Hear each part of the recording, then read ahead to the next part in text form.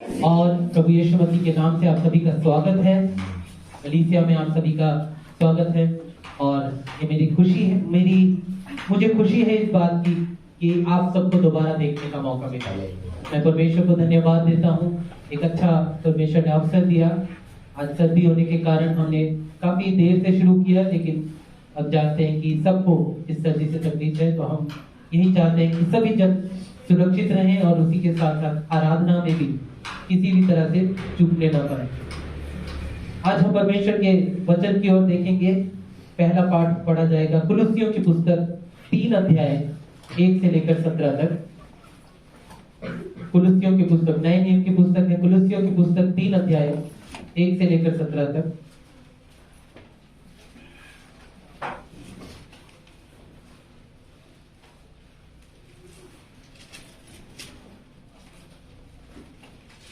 इसको पढ़ने के लिए मैं चाहूंगा कि तीनों आगे आए, इसको पढ़े। 3 अध्याय 1 से लेकर 17 तक।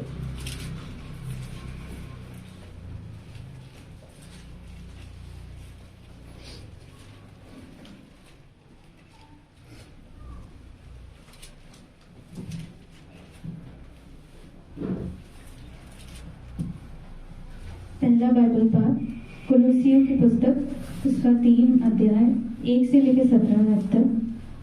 अतः जब तुम मसीह के साथ जिलाए गए तो स्वर्गीय वस्तुओं की खोज में रहो, जहां मसीह विद्यमान है और परमेश्वर के दाहिनी ओर बैठा है।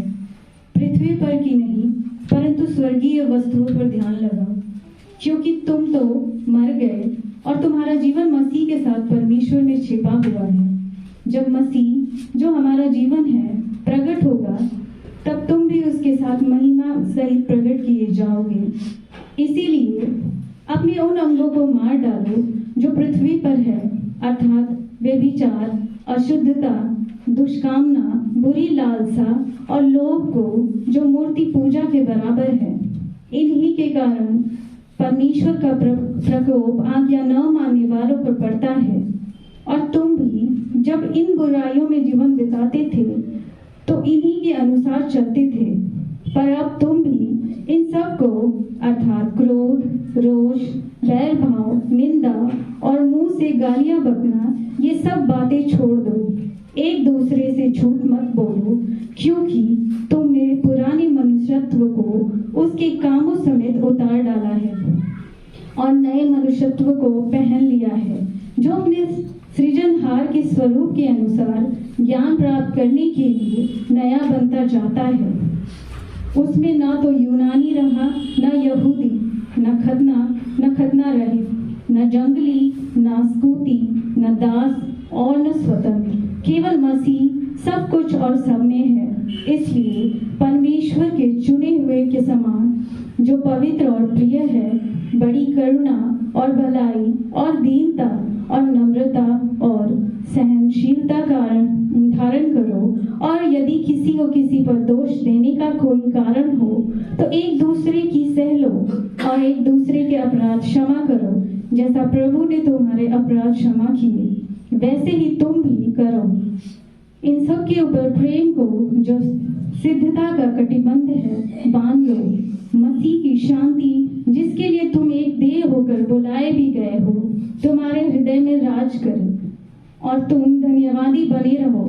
मसीह के वचन को अपने हृदय में अधिकाई से बसने दो और सिद्ध ज्ञान सहित एक दूसरे को सिखाओ और चिताओ, और अपने अपने मन में अनुग्रह के साथ परमेश्वर के लिए भजन और स्तुति गान और आत्मिक गीत गाओ। वचन में या काम में जो कुछ भी करो, सब प्रभु यीशु के नाम से करो और उसके द्वारा परमेश्वर पिता का धन्यवाद करो। इस वचन के पढ़े और सुने जाने पे हम सबको आशीष मिले। हम अपने स्थानों पर खड़े होंगे। परमेश्वर का वचन पढ़ा जाएगा। इफिसियों की पुस्तक 2 अध्याय। इफिसियों की पुस्तक 2 अध्याय। ये पूरा अध्याय पढ़ा जाएगा। मैं चाहूंगा कि रॉबिन आगे आकर इसको पढ़े। इफिसियों की पुस्तक 2 अध्याय। जब इस वचन को पढ़ा जाता है तो हम सब पीछे पीछे बोले और इस वचन को ध्यानपूर्वक सुने। इफिसियों की पुस्तक 2 अध्याय 1 से लेकर आखिर तक 21-22 में वचन।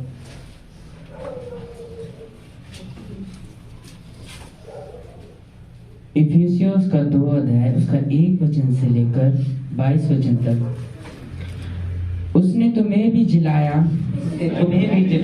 जो अपने अपराधों और पापों के कारण मरे हुए थे, जिनमें तुम पहले इस संसार की रीति पर और आकाश के अधिकारी के हाकिम अर्थात उस आत्मा के अनुसार चलते थे, जो अभी आज्ञा ना मानने वाले में कार्य करता है। इनमें हम भी सबके सब पहले अपने शरीर की लालसाओं में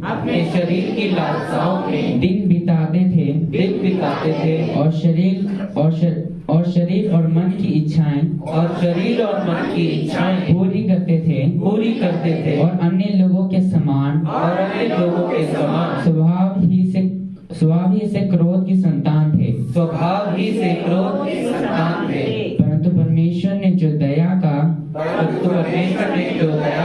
धनी है, अपने उस बड़े प्रेम के कारण जिससे उसने हमसे प्रेम किया, जब हम अपराधों के कारण मरे हुए थे, तो हमें मसीह के साथ जिलाया। अनुग्रह ही से तुम्हारा उद्धार हुआ है और मसीह यीशु में उसके साथ उठाया और स्वर्गीय स्थानों में उसके साथ बैठाया कि वह अपनी उस कृपा से जो मसीह यीशु में हम पर है आने वाले समय में भी अपने अनुग्रह की असीम धन दिखाएं। क्योंकि विश्वास के द्वारा अनुग्रह ही से तुम्हारा उद्धार हुआ है और ये तुम्हारी और से नहीं वरन परमेश्वर का दान है और ना कर्मों के कारण ऐसा ना हो कि कोई घमंड करे क्योंकि हम उसके बनाए हुए हैं और मसीह यीशु में उन भले कामों के लिए सृजे गए जिन्हें परमेश्वर ने पहले से हमारे करने के लिए तैयार किया। इस कारण स्मरण करो कि तुम जो शारीरिक रीति से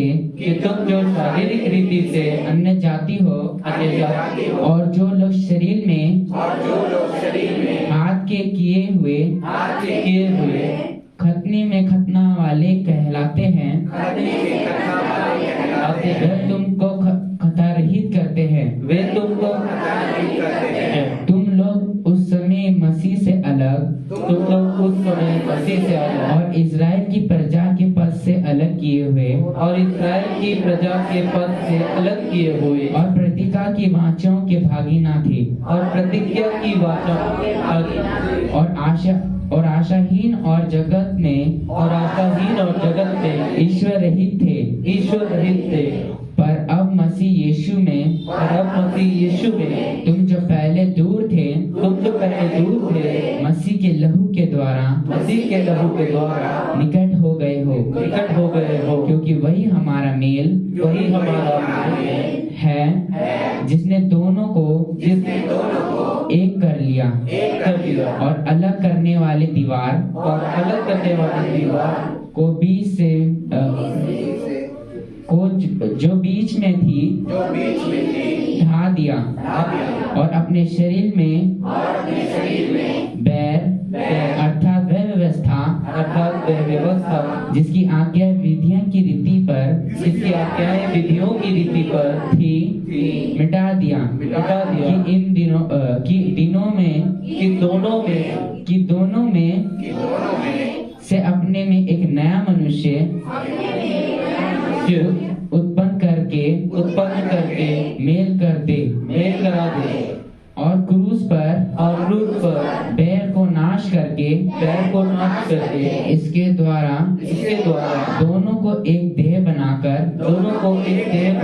परमेश्वर से मिलाए। उसने आकर तुम्हें जो दूर थे और उन्हें जो निकट थे दोनों को मेल मिलाप का सुसमाचार सुनाया क्योंकि उसी के द्वारा हम दोनों की एक आत्मा में पिता के पास पहुंच होती है। इसीलिए तुम अब विदेशी और मुसाफिर नहीं रहे परंतु पवित्र लोगों के संगी स्वदेशी और परमेश्वर के घराने के हो गए और प्रतिथि और प्रेरितों और भविष्यद्वक्ताओं की नींव पर जिसके कोने का पत्थर मसीह यीशु स्वयं ही है बनाए गए हो जिसमें सारी रचना एक साथ मिलकर प्रभु में एक पवित्र मंदिर बनती जाती है जिसमें तुम भी आत्मा के द्वारा परमेश्वर के निवास स्थान होने के लिए एक साथ बनाए जाते हो। ये परमेश्वर का पवित्र सुसमाचार है। इसे पढ़े और सुने जाने पर हम सबको आशीष मिले।